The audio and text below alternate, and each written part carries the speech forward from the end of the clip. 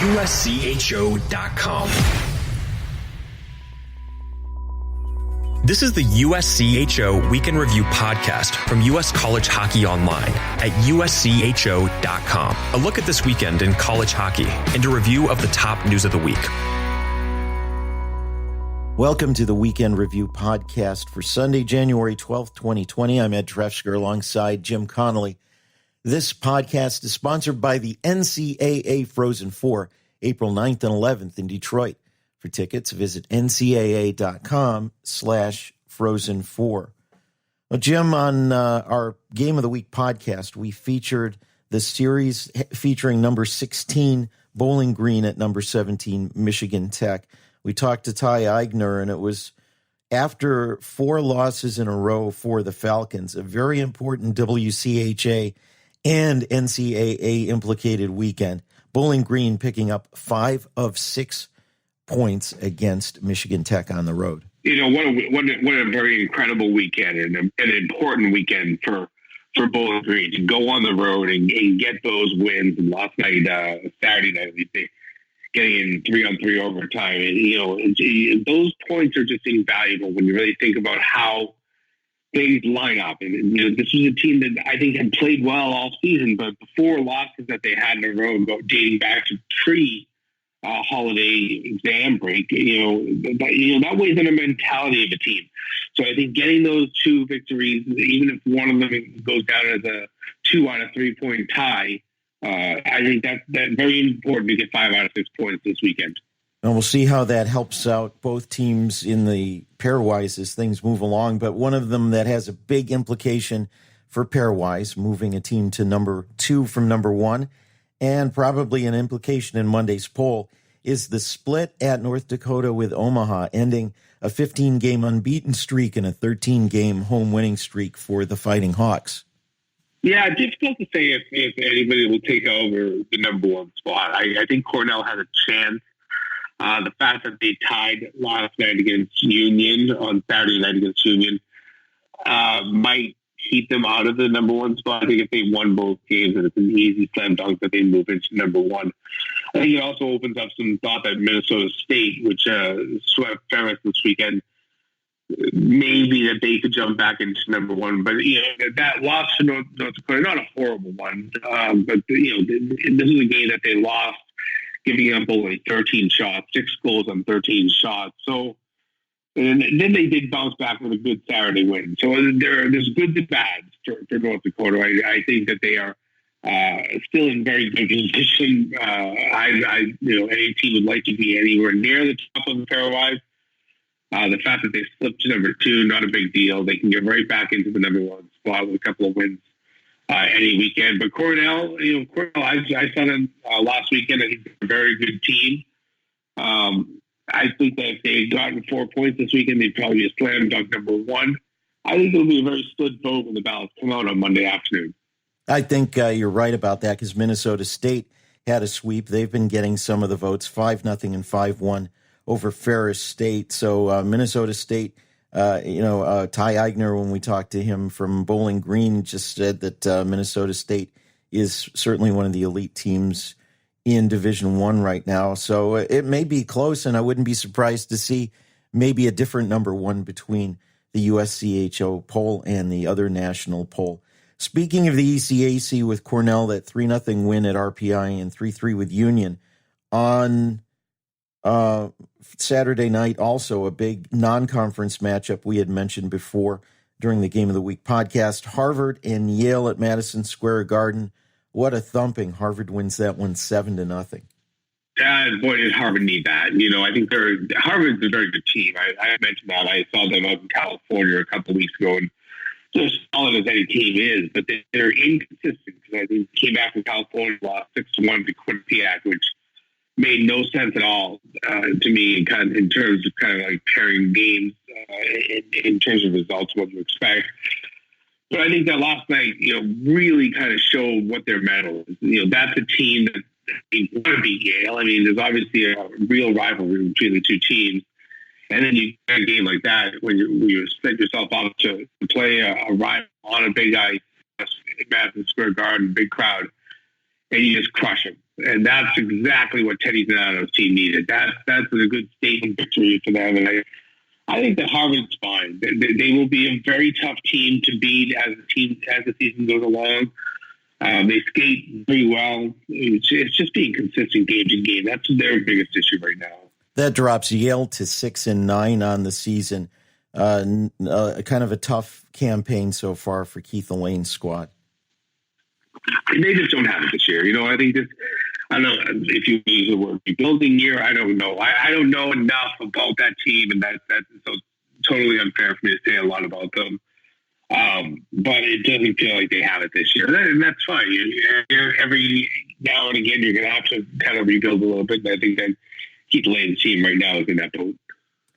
Well, when we turned to Hockey East, there were a couple of things we wanted to highlight. One of them we talked about in the Game of the Week podcast. Boston College ranked number 4 this past week, number 10 UMass.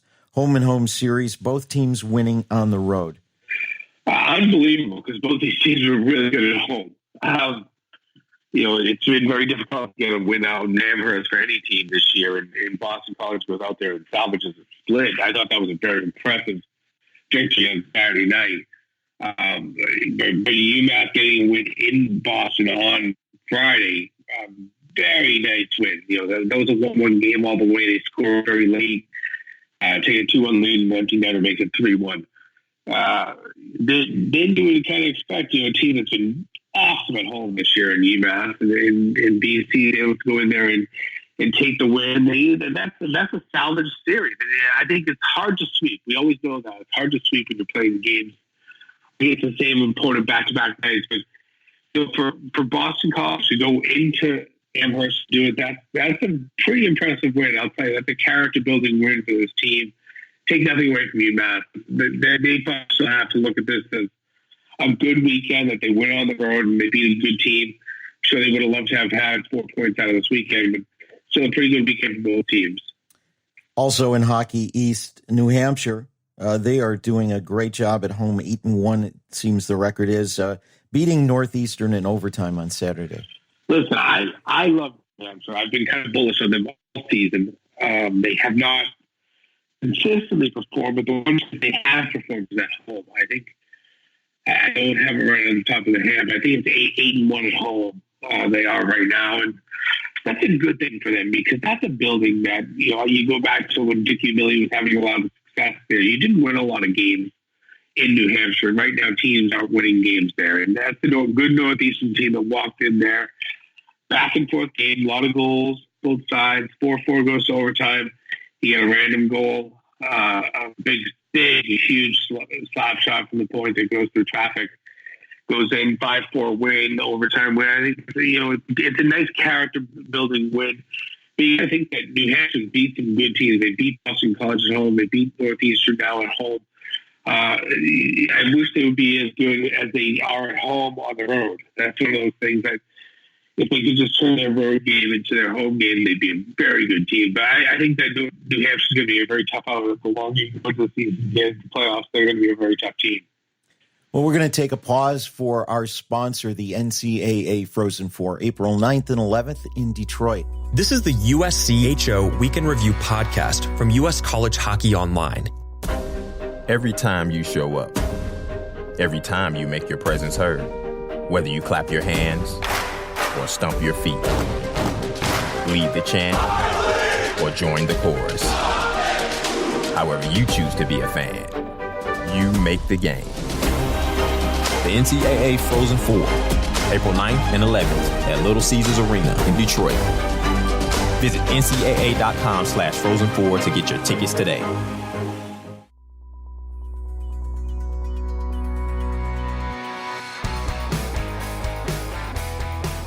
Continuing with the Weekend Review podcast, I'm Ed Trefzger with Jim Connelly. Jim, it was a big weekend sweep for Michigan over Notre Dame. You got to worry about the Fighting Irish. Right now, they are down to number 20 in the pairwise. It looks like it's going to have to be a Big Ten playoff win or stringing a few really strong weekends in a row for them for the postseason. Yeah, this is unbelievable to me. This is a team that I was positive that they would be a top 5, top 10 team the entire season, the way they played early. And things have just kind of unraveled. It's inexplicable to me how this has happened. It's one of those issues. Sometimes when you're a team that is good, but you don't score a lot of goals, that this can kind of happen. And, I also look at Michigan, and Mel Pearson has to be so pleased with the ability to go on the road and earn these 2 wins. That's a good weekend. That can be a building weekend for Michigan and Mel Pearson's squad. So I don't want to take anything away from them, but for Notre Dame, they're unraveling right now. Also in the Big Ten, a split weekend, Ohio State splitting with Wisconsin. Wisconsin has been sort of disappointing to a lot of people. Everybody expected a lot more out of them. I think maybe there were too many hopes put on the freshmen, even as good as they have been so far this season.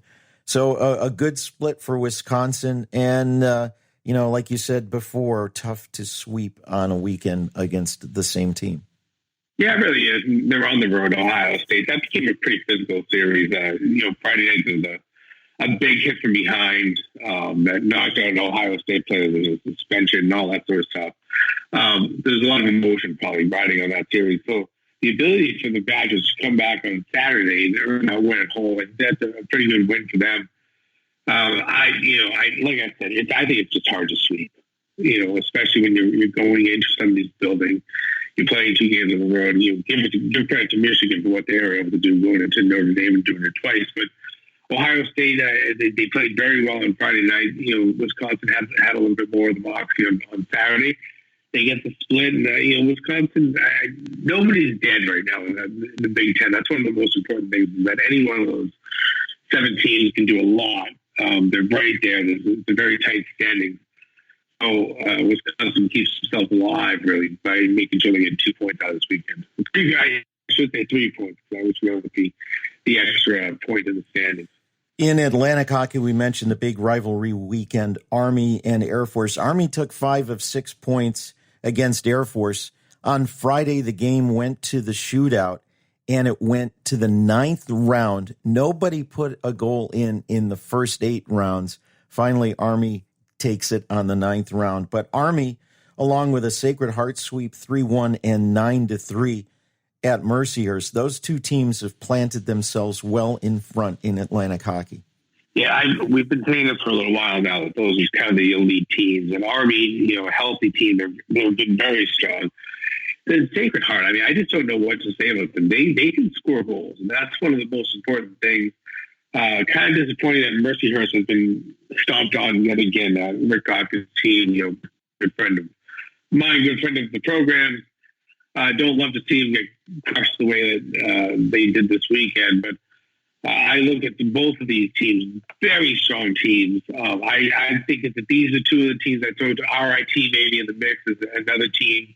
Having watched them get a split with Lowell this weekend, I think that there's some really good competition among the top of Atlantic hockey. I'm not sure that the bottom is as strong in that league, but when you get to the top of that league, there's plenty of competition, and I think that Sacred Heart and Army really stand out as 2 very good teams. Preseason poll had AIC taking the league again as the coaches voted, but it's been a tough season so far for the Yellow Jackets, a 5-0 loss before the weekend to Providence. AIC now 9-11-1 on the season. It's hard to have consistency year to year, and they were very good last year. Excellent. One of the better teams that we've seen ever in Atlantic hockey. And they just, it's hard to have that consistency year to year. So I think that, the loss, I think it was Thursday, kind of says a lot that, you're just not ready for prime time. And this team will bounce back. They're going to be a very tough playoff out, but they just don't have that same team, that same type of composure, and that same type of makeup that they had last year. The other disappointment in that conference, just quickly, is Niagara. They were picked near the top in the coaches' poll. They just gave up 5 out of 6 points at home to Holy Cross over the weekend. So you never know, like you say, from year to year, even when you know who's coming back and what you've got, things can surprise you. Let's take a quick look at the PairWise before we wrap up here. And I like to break things down into bands. Now, these are the ones who I would call solid. Right now, you can also see a little bit of an RPI gap. But the top 4, Cornell, North Dakota, Minnesota State, and Denver. They stay in the top 4 another week or two, and they are probably a lock for the postseason. Yeah, I think you're right. And you can almost throw Boston College in there. I know that they're maybe a little bit, more than a hundredth of a point in back in terms of the RPI, but I think that their numbers are pretty solid. Those 5 teams probably all are really just a week away from locking up their positions. Then everything after that, that's when the real doubt. I don't know. Doubt's not a good word. The next 5 teams are probably pretty solid when you look at things. But in terms of locking things up in January, usually the top 4 or 5 always stay in the top 4. Stay somewhere that they're the pairwise when the season ends. Yeah, and if you look at that next band, let's overlap BC into both bands: Boston College, Penn State, Ohio State, UMass, Minnesota, Duluth, who've really turned things around after a bumpy start. Clarkson, and I'll throw Providence in there maybe with Clarkson. Those are a bunch of teams there. Still a little volatile even into January, but those teams are where you would call in strong position. Yeah, I think all the way down to UMass, which is at 8 right now, they're in pretty solid position. Then everything else after that, teams are close enough in terms of RPI, all the way down to teams that are outside the bubble right now. The bubble's pretty large at this point, and that's something you have to think about. Like UMass, so this was a big weekend for them. Even though they split with Boston College, my memory is they moved up 2 to 3 spots with that road win on Friday against Boston College. So that was a very big win. Even losing on Saturday at home, that didn't hurt them too bad. And they still have a nice little gap, really, between 8 and 9 between UMass and Minnesota Duluth. And we'll maybe start with Duluth and Clarkson and Providence, kind of straddling from strong into borderline. Clarkson, Providence, Northeastern, UMass, Lowell, kind of in a solid band there before there's a gap to Arizona State. You get to Arizona State. Arizona State had a win 3-1 on Saturday night over Brown. They'll play Brown on Sunday afternoon. Arizona State, Northern Michigan, Michigan State, Harvard, Quinnipiac turning things around a bit and getting into it. Michigan Tech in there and Notre Dame. Those are all bubble teams, and anything much below that, boy, you've really got to go on a run to get into the postseason as an at-large. Yeah, you do. And the gap between 13 at UMass and 5.508 in the RPI to Arizona State 5.384, that's actually a pretty big gap. Anytime you have more than a hundredth of a point between the two, that's a pretty good sizable gap. That takes a couple of wins usually to close that gap. So I think Arizona State, Northern Michigan, Michigan State, Harvard, Quinnipiac, they're all right there in the picture, but they all have some work to do. And listen, teams like Clarkson, Providence, Northeastern, UMass, you're one bad weekend away from being eliminated, from being in the contention. So that's a real bubble.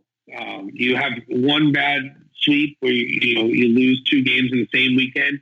You can be on the outside looking in. You have to really guard yourself, but you'd rather be on the positive side of that bubble right now than the negative side. And there's some traditional big names that are well outside the bubble that are going to have to do well in their league tournaments. And when we talk about teams like Bowling Green is one of those, Minnesota, Western Michigan, Wisconsin, Michigan, BU, all on the outside looking in at this point. Yeah, Boston University is the team that stands out to me. They have so much talent. They might finish 6th in the Hockey East, and I'd hate to be the team that finishes 3rd and have to host them in the playoff series because there's a lot of talent on Boston University. But at 7-7-5, what a strange record to have at this point in the season. They're a good team. They just haven't put the wins together. So, they're going to have to pretty much win Hockey East to get in. But wow, that's a talented team. I'd hate to play them in the playoffs. Well, that'll do it for the Weekend Review podcast for January 12th, 2020. The NCAA Frozen 4 is our sponsor. It's coming up April 9th and 11th in Detroit, Michigan. For tickets, ncaa.com/Frozen4. For Jim Connelly, I'm Ed Trefzger, and we'll catch you next time. This has been the USCHO Weekend Review podcast, a production of U.S. College Hockey Online. Visit uscho.com/podcasts to listen or subscribe.